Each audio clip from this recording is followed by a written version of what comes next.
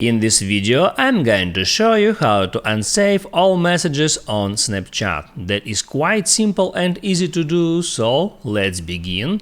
And first, open up your Snapchat application and there get into chats.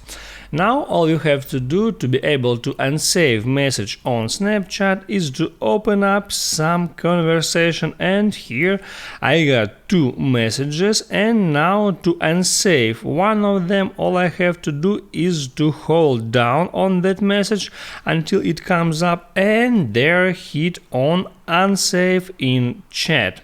And the same I can do for a recipient's message, hold down and unsave in chat. Unfortunately, there are no option to unsave all messages in conversation at once, so you have to continue doing that actions like hold down and hitting on unsave in chat. Keep in mind that if you unsave a message in chat, this action would not delete these messages on a recipient's conversation. So if you delete it, a recipient still keep it in the chat history.